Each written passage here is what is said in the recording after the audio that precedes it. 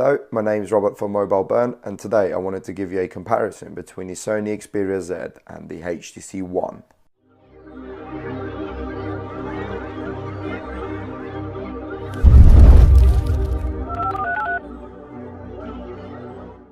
So before I start talking about both devices, I just want to say I'll try and make these more entertaining now. I know I've been reading it sounded like I've been reading off a spec sheet and just sort of telling you, sort of the boring bits about the apps in the UI and stuff and of both devices. But I'll try and make it a little bit more entertaining this time with the HTC One, and I'll hopefully, see what your comments are, and hopefully you like the style of this comparison. Before I've read, like I said, I've always try and read your comments, and I always try and sort of, bounce off the feedback that I'm getting from you, viewers, and try and sort of change it around. And like some people have been saying, the reviews have been too long. So like I said, I'm going to try and chop it down a little bit, cut it down, and sort of concentrate on the more important things on both devices. Looking at button placement, you can see here, the Sony Xperia Z has the volume rocker and the power button on the right hand side, as well as the SIM card slot right above that. And then there is also the speaker on the left hand side here, whereas the HTC One only has the volume rocker at the top, and the volume rocker is actually quite flush compared to the sort of big standing off one on the Sony Xperia Z. And the HTC One, that's pretty much it on this side. I'll sort of try and show you that separately. You can see there's nothing else here. Then looking at the top of both devices, there is the 3.5mm headphone jack covered under this flap on the Sony Xperia Z, and the 3.5mm headphone jack here on the HTC One. Then the HTC One has the power button at the top here, which doubles up as a tele remote. And then on the left hand side of both devices, you can see the micro SD card expansion slot, the dock connectors, and the charging port on the Sony Xperia Z, whereas the HTC One literally just has the SIM card ejector here, or the SIM card tray here. And the bottom of the device, there is literally nothing apart from the lanyard on the Sony Xperia Z. Let's see if the camera picks that up. There's just a lanyard connector here, and then you have the charging port for the HTC One down the bottom here, and this is slightly off center. And as I said in my review, I'm really liking this because it's just so much more comfortable to hold the phone. Then the front, there's a 2.1 megapixel camera on the front. It's just got the speaker grills here, and then the hardware buttons here, where it's just a home and a back button. And then the back has just got the 4 megapixel ultra pixel camera and the LED flash, and then just the Beats and the HTC logo. Non-removable battery, bearing in mind. The back of the Sony Xperia Z has the 13 megapixel camera, the LED flash, the Xperia branding, then some gibberish down the bottom here. And on the front, it has the Sony logo here, then the earpiece here, and the front-facing camera here of 2.2 megapixels. Now, talking a little bit about the specs on both devices without getting into too much detail, they're pretty evenly matched in terms of GPU. They actually have the identical GPU. RAM-wise as well, they have the same amount of RAM, 2 gigabytes. Battery-wise, they're pretty similar. The Xperia Z has a slightly larger one by 30 milliamp hours, from 2300 on the HTC One and 2330 on the Sony Xperia Z. The display resolution, they're both 1080p screens, although the HTC One has a smaller 4.7 inch, whereas the Sony Xperia Z has the large 5-inch display. So the HTC One actually has a much higher pixel per inch count. Front-facing cameras also identical as I just mentioned earlier. They both shoot 1080p front and back, and the back actually shoots 1080p HDR videos.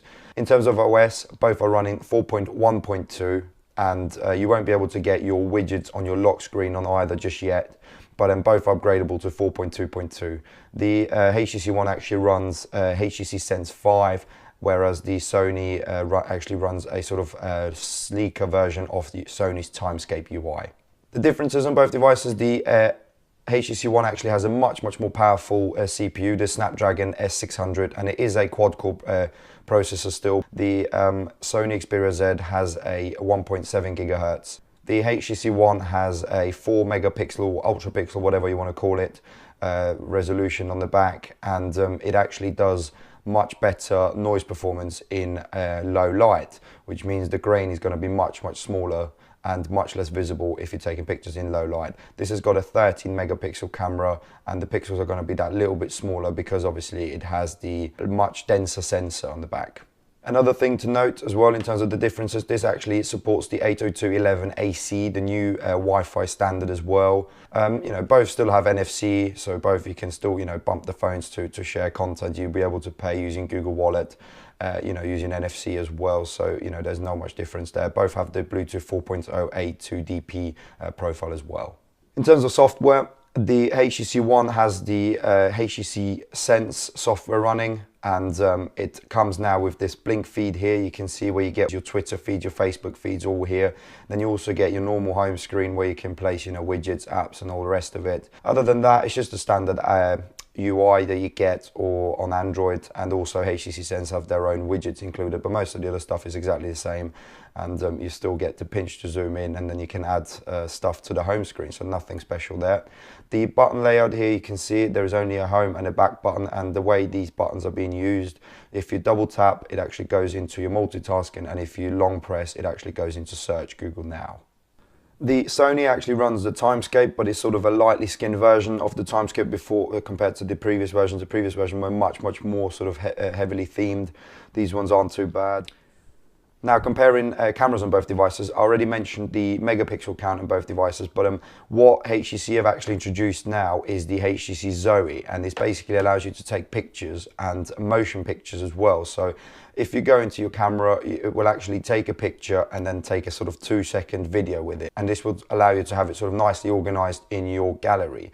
But also other features compared to normal HTC Zoe, you get the sort of normal camera features, and you get your standard night vision, night picture scene mode, HDR, sweep panoramas. You'll get your standard sort of adjustments where you can adjust the ISO, the white balance, the continuous shooting, the camera options where you can add the geotagging, face detection, smile capture, the shutter option so you can turn down the shutter sound, touch to capture. So if as soon as you press the point where you want to focus, it will focus. Auto upload, pretty much standard features that nowadays come on Android phones. But you can basically edit pictures, remove objects, change faces, and this allows you to, use the features that you most of the time would only get on powerful photo editing applications like Photoshop, like Lightroom. So HTC have really stepped up the game in terms of picture editing, where filters and all the other things that can be applied. Also video, you can shoot 1080p HDR videos with this, just like the Sony Xperia Z has actually introduced. This was the first phone in the UK anyway to be released with HDR 1080p video. And the quality as well, because this is a 4 megapixel camera, the picture quality is going to be much better in lower light, as I said previously, because the pixels are just that little bit bigger, and that allows for a little bit more light to be captured compared to, say, a more densely populated sensor like the Sony Xperia Z. Looking at the Sony Xperia Z camera, you can see here there are lots of different modes like Superior Auto, normal video modes, picture effects, sweep panoramas, all that good stuff. But also you get lots more customization options. So you can have here, so the shutter sound can be turned off. You can change the resolution, the white balance. You can also have the exposure compensation go up. Focus modes can be changed from tracking, burst modes, ISO, image stabilization, metering. So Sony have really focused their attention on the sort of details that photographers or people who use DSLRs and cameras with manual controls can actually now use this phone as well, in terms of adjusting the settings to how they want it. There are self-timers and things like that. Again, this is too long to go into in this video, but the attention to detail in terms of the adjustability and the manual controls are really good on Sony's part here. Camera quality wise as well, the Sony Xperia Z and the HTC One are pretty much on par in broad daylight, but as soon as it goes into nighttime, the Sony Xperia Z can't live with the HTC One in terms of performance in low light. Now, looking at the displays on both devices here, you can see I've got the same picture open on the HTC One as well as the Sony Xperia Z. And if I bring them up to the camera a little bit more to give you a better comparison here, because the problems have been with the HTC One, with the Sony Xperia Z, sorry, having really washed out colors once you start tilting the device, because the viewing angles are really bad. You can see frontal here, the colors that look pretty much identical. it's difficult to tell maybe through a computer monitor and through, you know, recording this on a camera, but the HTC One colors just seem that little bit punchy, a little bit more vibrant. They seem that little bit more washed out on the Sony Xperia Z. The HTC One has really, really good and really nice color reproduction. Display technologies, the HTC One actually has an SLCD3, so it's even better than the HTC One X. And this actually only has, the Sony Xperia Z has the 16 million colors TFT last generation screen, so you're not going to get the sort of same viewing angles and color reproduction as you would on modern display technologies. Also, speaker comparison, the HTC One actually has a really poor and flat speaker. You can see the speaker grills here, and that literally is all you get. This is a tiny speaker with very, very poor quality, and the reason probably this has been done is for water protection, or protection against water. And if they had included any bigger, then more technology had to go in it, and probably the speaker quality would have been better, but the phone would have been a lot more expensive. The HTC One doesn't have the sort of waterproofness, and the speakers therefore are much bigger and much better. And so far, from what I've read and heard as well, testing the two devices, these are the best speakers you can get pretty much on any handset right now. I'm now going to run a few benchmarks just to compare the sort of performance on both devices. I've installed 3D Mark, which is FutureMark's graphics performance testing sort of app, and I'm going to run them both, and I'm come back to you when the scores are in. So this is the Sony Xperia Z on full sound, 100%, fully turned up. And there you can hear the HTC One. Hopefully you can hear that over my voice.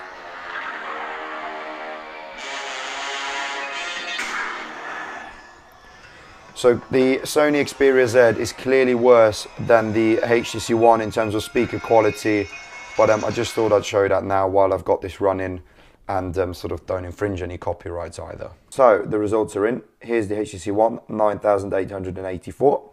And the HTC One is 7,994. So the HTC One wins this comparison. Next, I'm going to run Quadrant and show you the scores on both. So the results are in. You can see the HTC One score here of 12,392. You can see that here, comparing it to the HTC One X score, which is a lot less.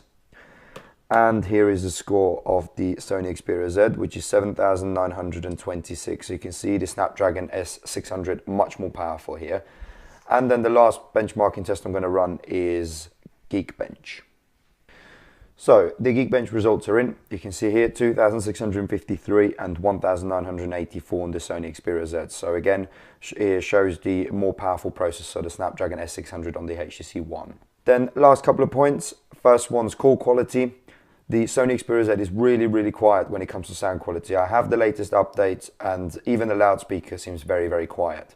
The HTC One, on the other hand, very loud, very powerful, obviously because of the two big speakers here, but also just when you hold it to your ear, it is a very, very good sounding speaker. And then battery life. The Sony Xperia Z actually has a very good battery life if you turn on stamina mode. You do lose the sort of ability to get push notifications, so if you don't care about it, you know, use it. But there's actually the option in the settings to turn on stamina mode, and basically this disables data as soon as your screen's off. The HTC One, on the other hand, has a better battery life than the Sony Xperia Z, even without stamina mode enabled. There is something called the power save mode, which is at the top here, and you can enable this and it does the same thing, turning the data off. The one thing I have found, as I said in my review, it actually turns off the data, and when you turn the screen back on, it takes a little bit to get the data back on, or doesn't even turn it on. So do bear that in mind. But the battery life on this has been absolutely amazing. I've started my day at like 7 or 8 in the morning, and connected it again to a charger at 11 p.m. and it was still charging, and it was still sort of 25 to 30% left.